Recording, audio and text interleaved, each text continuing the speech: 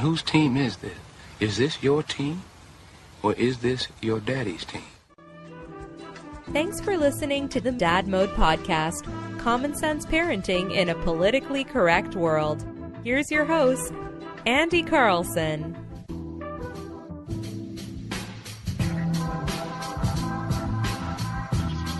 Welcome back to the Dad Mode Podcast, common sense parenting in a politically correct world. I'm your host, Andy Carlson, at Andy Carlson Show on Twitter. Give me a follow. I'm a father. I have no idea what I'm doing, but you and either there, Chiefy, so let's try and learn something together today. The website is dadmodepod.com. Tweet at us, at the show, at dadmodepod, or just use the hashtag dadmode, and we'll get all up in you. Today, happy Saturday.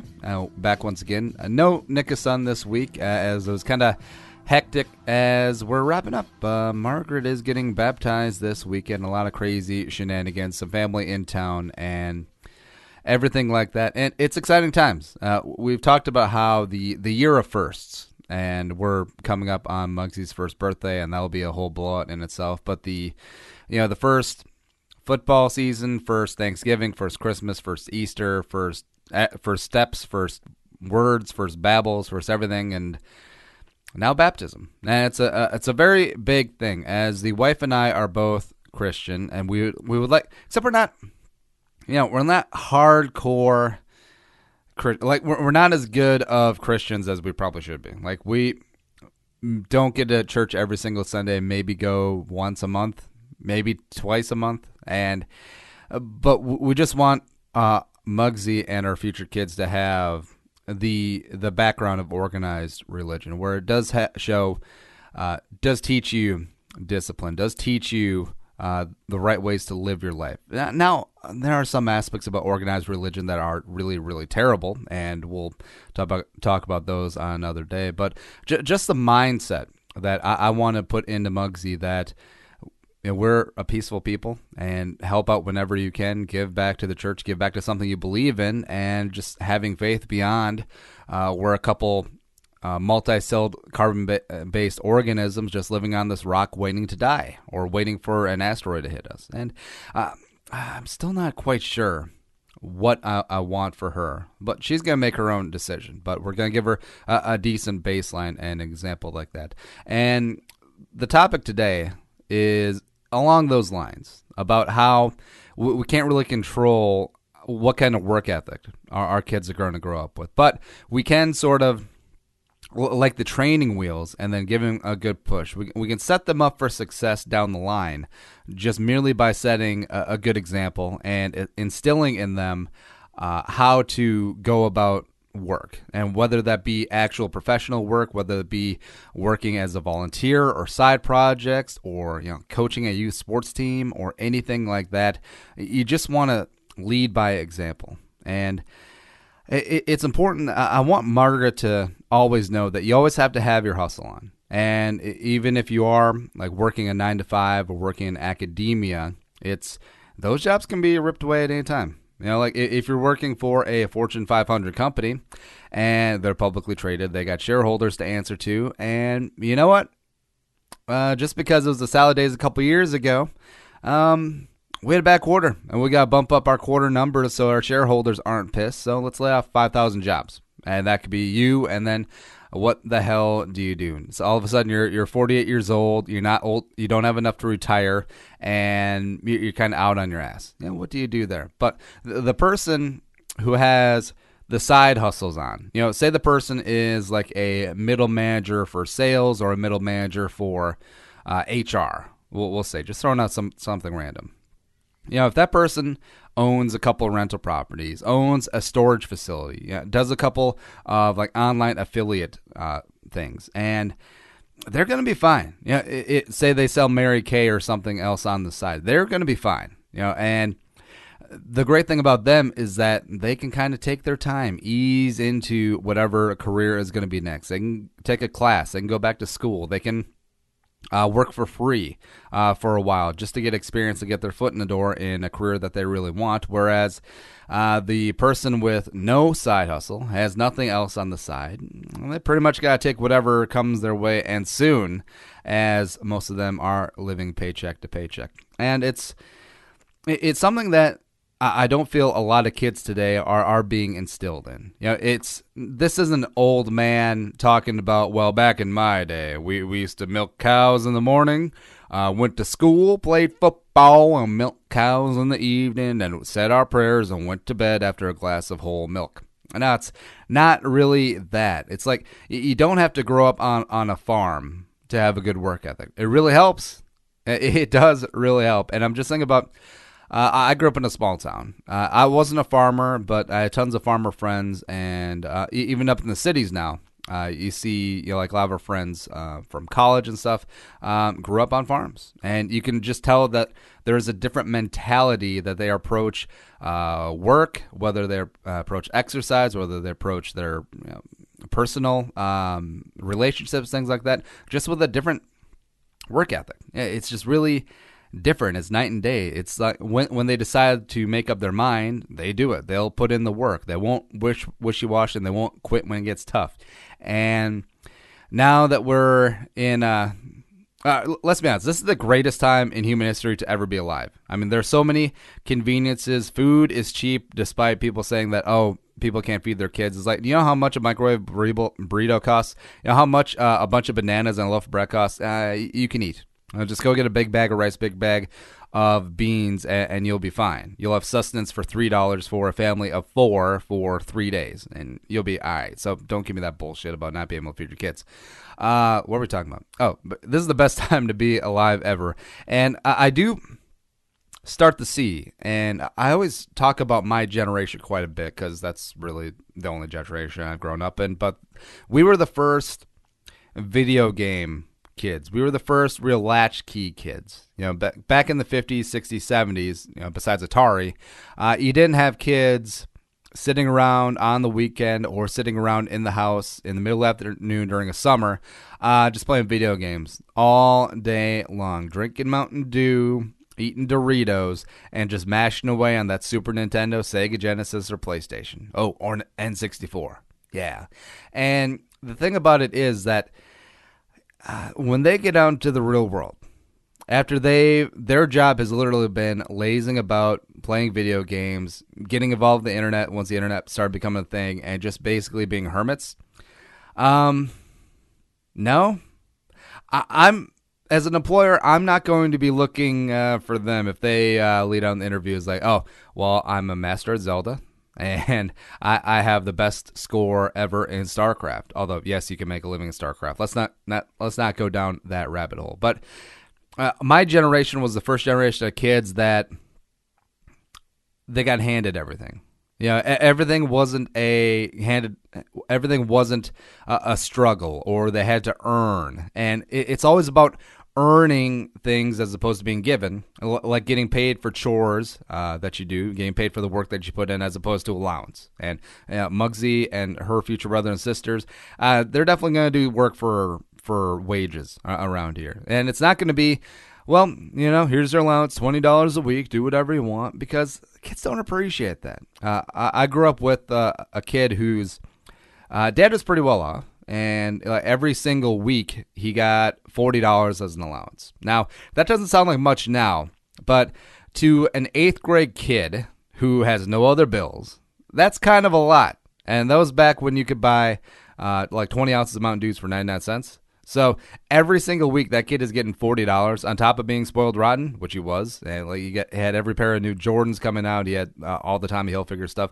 And not really tied with them now, but that's kind of a different mentality growing up, being handed everything as opposed to earning everything you have. Now, I do consider myself a hard worker. No, I'm probably not the most focus-driven guy in the world, but I'm pretty up there. I'm in the upper 90th percentile as far as working, grinding your ass off, and shooting for a goal and putting in the work that's required to get there and keep your nose to the grindstone. But I'm not saying that like I break rocks every single day for a living, or did as a kid. No. And the thing is, like, growing up, I never had an allowance. But if I mowed the lawn, I would get $5. If I got an A on my report card, I would get $5 per A. And it's just really small, minute things like that parents can do for a kid growing up. And of course I didn't like it. Of course I was jealous growing up of my friend, and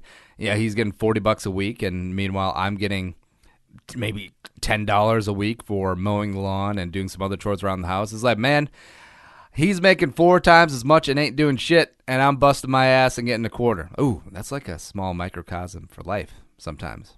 Yeah. But in the long run, it's beyond the money, because that money was spent like the day of. But just that mentality of you have to work for things as opposed to being handed to you, I wouldn't trade that for anything.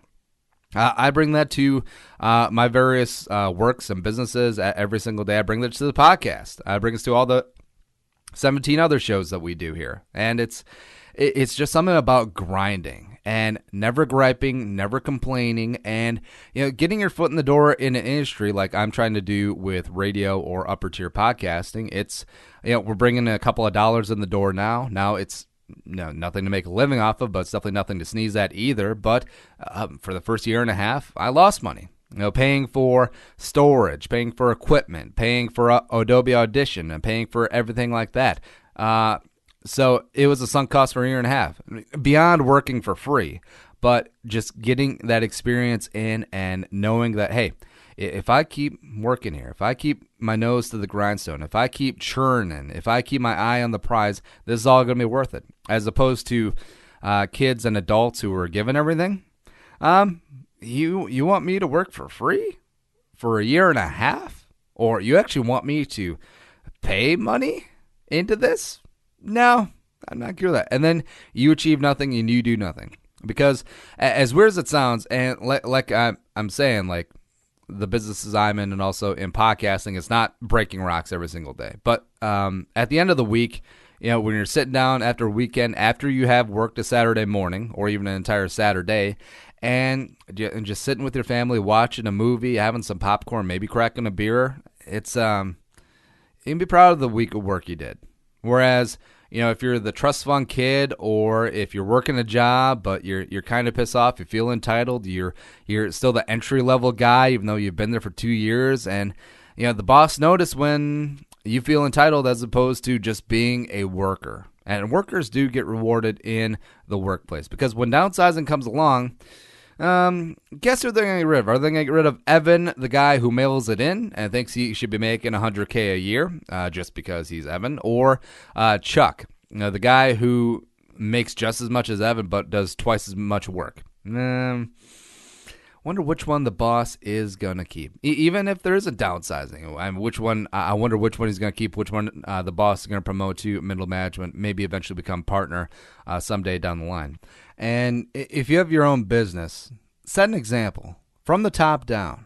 And everyone who works for you, all of your employees, should be looking to your office and be like, hey, this person works their ass off and stays late and shows up early.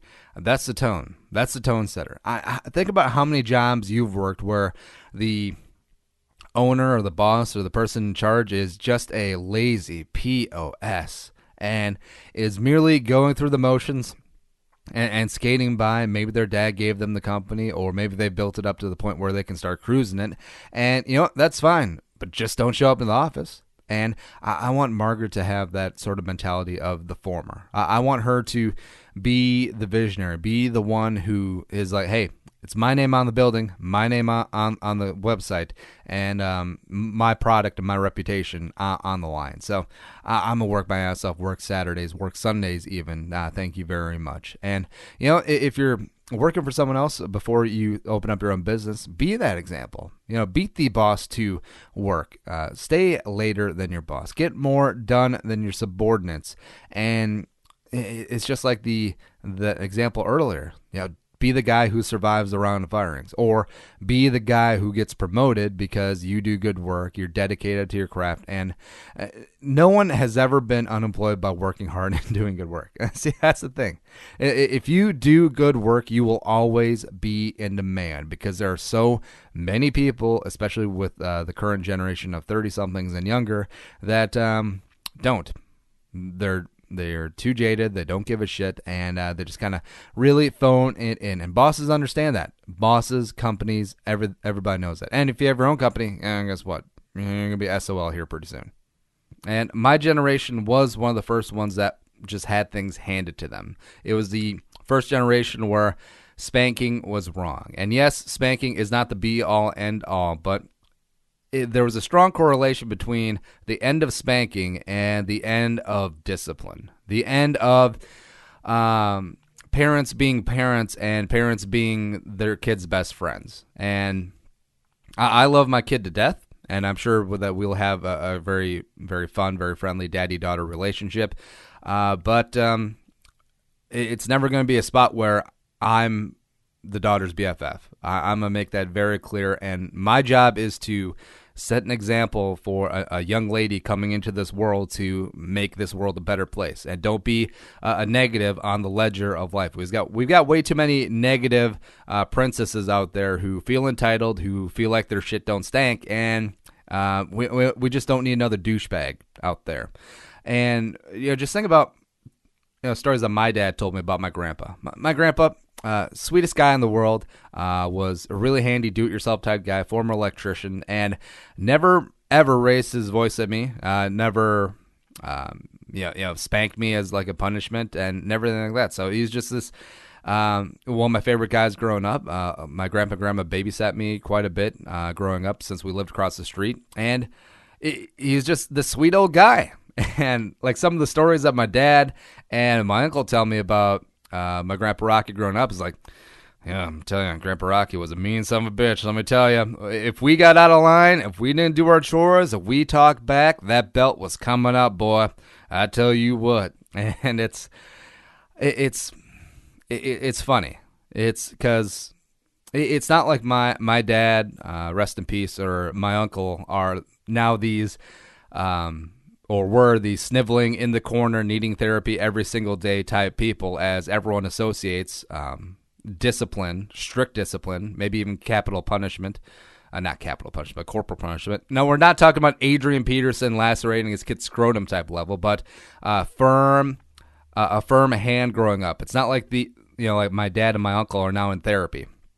But they went out, they became a hardworking, goal-driven people. My dad is one of the hardest working guys that I know. My uncle did great professionally and also played in the NFL, started Iowa State, not Ohio State. God, I can live myself if he went to Ohio State. But you look at, it's a small sample, but you just look at how they were raised and how they turned out. And then looking back on how I was raised. Now, I was never spanked. Well, I was spanked occasionally. It was one of those mark it on the calendar, Haley's Comet time incidents. But I was spanked growing up. And looking back, it was spots where I definitely deserved it. But the key to the spanking was it was never in anger, and I always knew clearly what I had done wrong and why I was being punished. So we're not talking about parents like, I don't know what happened. I just went black and I just started pummeling my kid's face in. No.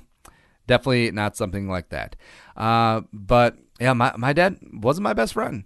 He was a great guy. Later on, we started having like a really good father-son best friend relationship. As adults, it's good to be your kid's best friend. But growing up, he was quiet, gruff, and relatively strict. He made clear what was expected of me academically, getting A's, getting good grades, having respect for authority, not talking back, not being the kid who, like that kid on the video who was kicking that officer in San Antonio, the 12-year-old girl, and then got body slammed, and everyone's like, oh, why is this cop doing this to these children? He should never be able to do that. Well, how about you don't kick a cop? How about that, you snot-nosed little brat? And they also just drilled in me, if you want something in life, we're not rich, but hey, if you want something, you work for it. And if you're willing to work, there will always be a job for you, and there will always be a career for you. And you can have maybe not whatever you want, but you'll have whatever you need if you just have a good work ethic to you. And I had that early on, like I said, mowing lawns, doing things like that. I mowed lawns for a couple of the neighbors around the neighborhood as well, earned some money. And the thing about it is, going back to my friend's reference, the kid who was getting $40 a week as an allowance. Not that I'm still bitter, because I still remember it and still am sort of dwelling on it. But yeah, he bought whatever he wanted, and yeah, the thing is, like, he didn't really take care of his stuff. I mean, you'd see his $140 Tommy Hilfiger jeans; they'd be tattered. He'd write on them, shit like that. But a thing that I really enjoyed growing up was saving money for shoes. And as stupid as that sounds, I was a bit of a sneakerhead back in the day. And when I played basketball, I was definitely not the best basketball player ever, but my kicks game were on point. I had the Jordan 11s, the Jordan 12s, the team Jordans, the one that had like the half slice. Yeah, the black and white ones that were really tight.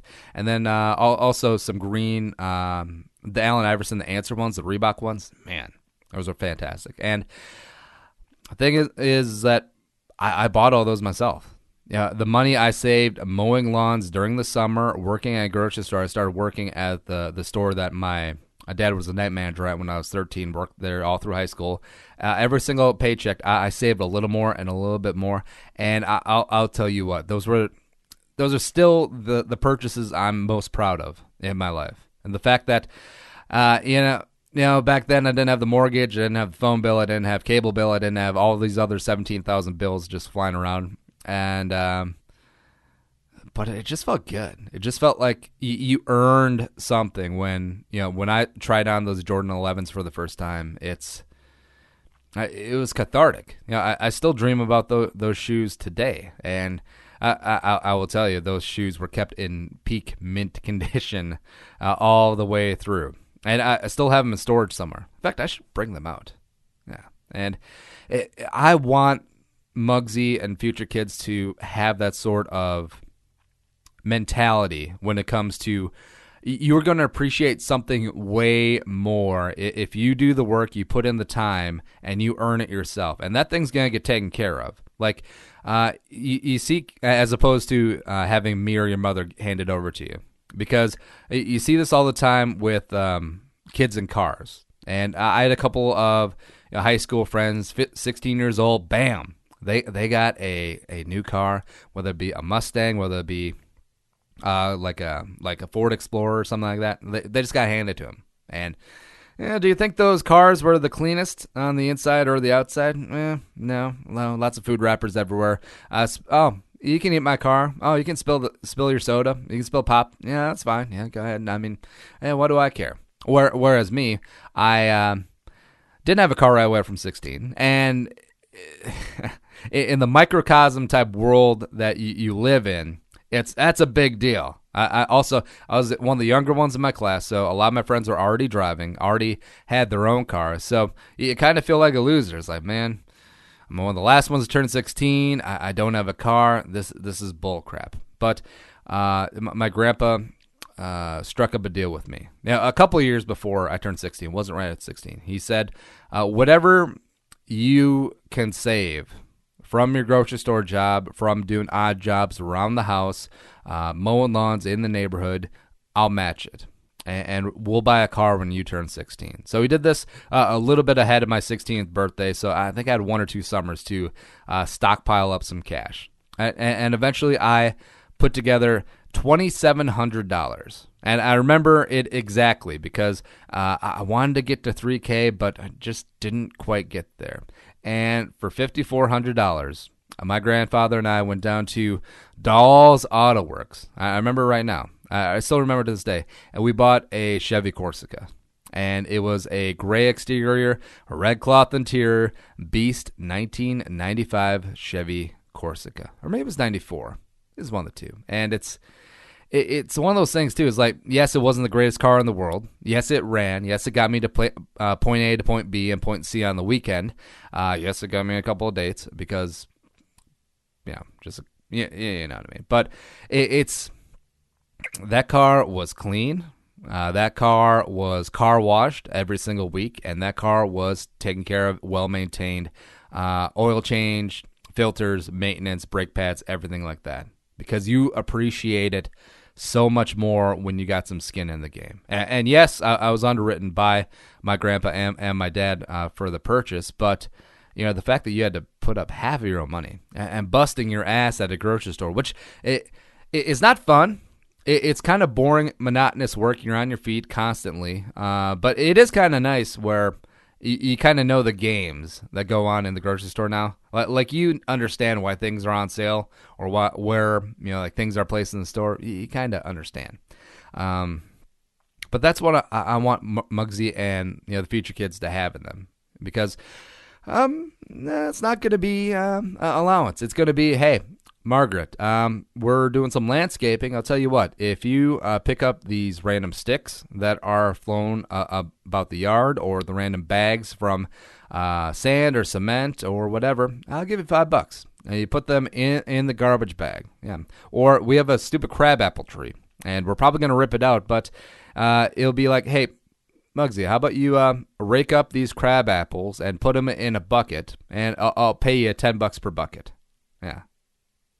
Something like that. It's just, even from a young age, you can show them the value of hard work, and also the value of saving money, and the value of having a goal for something. Because, she can have like a lemonade stand when she's young, or we can pay her for like random household chores or yard work and things like that. And we'll ask her, Margaret, what do you want to buy? What do you have your eye on? And let's actually go out and find her something that, whether it be like, I have no idea what things are going to be in like 6-7 years, but like a doodad or a zippity doodah, we'll call it that, and say it's $100. We could just buy it for her and give it to her, and she won't give two shits about it in 2 weeks. Or she could bust her butt for a month, 2 months, doing yard work and things like that. And when she goes and buys it, I guarantee you that thing will be her favorite toy or whatever it is for years. And she will cherish it, and she'll remember it. Like if she does her own parenting podcast or whatever the hell they're doing in 30 years, 35 years, she'll talk about getting that zippity doodah. Because another, I know we're kind of going over time here, but another just like really early on hard work story I remember is that I want to say I was 5, and just sitting around one summer day, sitting around the grandparents, and they had this little rock pit, like decorative landscaping rocks. And I found a couple of these really cool shaped ones. And as a kid, you have your markers, and I just started coloring the rocks. And I called the rocks like artfully. Now, in hindsight, it wasn't anything great. And also in hindsight, there was a lot of patronizing there. But I went door to door in the neighborhood, and I sold these rocks to our very lovely neighbors who were very understanding for 50 cents a piece. And I sold 12 rocks, okay? And what we did is my grandpa, it's probably one of these teaching lessons. It's probably exactly what I was talking about with Muggsy and the zippity doodahs. But Grandpa saw this. I had $6 American in my hand. I had $6 in quarters. Actually, might have been a couple of bills in there. I might have gave people change. And also, that's the thing. There was never a, hey, kid, keep the change type moment. It's like, no, I must earn it. That should be my presidential stump speech if I could run for president, because you have to be born in this country, which is an antiquated policy because I've been in this gosh darn country for 29 years, but that's neither here nor there. Anyways, we walked down to the drugstore, Christensen's Pharmacy, and they had a very small little toy section, a little trinket section. I remember to this day, a little die-cast, neon green and white little plane, little biplane, like little Spitfire, like almost like a Japanese Zero type plane. Yeah. Oh no, P-51. I think it was more of a P-51. So anyways, bought this little plane for I think it was like $2.50, and I saved the other $3.50, and it's just like, on the walk back home, just looking at that plane, it's like I earned this, and I'm really gonna cherish this. And yes, the work was coloring a couple rocks, but just applying that lesson to like podcasting. I've done like 10 shows this week, 5 ACSs, this dad mode, a couple purple for the wins, the Andy Lucanary football machine, and it's it's taxing. It's work that you love to do because you know the end product. You know that you're catering to an audience, and you appreciate every single listener out there, and you're building towards something else. And you apply that to like every other business, if you're working 9 to 5, everything like that. And that's why I think it's lost in the shuffle a bit. We talk about everybody getting a trophy being an issue with kids, and I'm sure we'll probably have an episode dedicated to that down the line. But teaching the kids that, hey, if you put in the time in practice, working your butt off, and then in the game you succeed, in the tournament you succeed, you get to see the fruits of your labor, you're going to get the same trophy or ribbon as the kid who sloughed off, missed practices, sat down in the middle of the field, picked dandelions and everything like that. That's a bad message to send. That's a bad message. It'd be like, I drew on those stupid rocks, and then I sold them door to door, which took hours. Then I go down, I buy that little toy plane, and then all of a sudden they're just another kid whose dad just buys them a plane. It's like, whatever. It's like, oh, let's buy you 3. You can have your own little fleet. Yeah, that's like, that's a bad message to send. It absolutely is. And that's, if I could just speak frankly to Muggsy, like if she's listening to this down the line, it's very possible. It's just whatever you do, decide what it's going to be and work your ass off towards it. That's all that I ask. And it could be in any field, whether it be if you're working in finance, if you're an accountant, if you're working on a nail salon, if you got like a online Sherpa business, like you match up Sherpas with climbers, things like that. If you have a YouTube channel, if you're in radio, if you're an English professor, whatever you want to do. If you're a gymnast, whatever it is, decide what it is, work your ass off at it, and don't quit. That's really all I got for you. This show is available on iTunes, and also just by telling a friend. Spread the word out there. There's this guy who talks about parenting, talks a lot of shit too, and also just rambles on about really random stories about his past. That's a show. Follow us on Twitter at DadModePod, or me at Andy Carlson Show, and the website, as always, dadmodepod.com. But until next time, be a father, be a man. Be a man, be a father. Go dad mode. We'll see you next time. Think the episode you just heard is worth $1? Well, send it our way. Visit dadmodepod.com/support to find out how. Be a man, be a father. Go dad mode.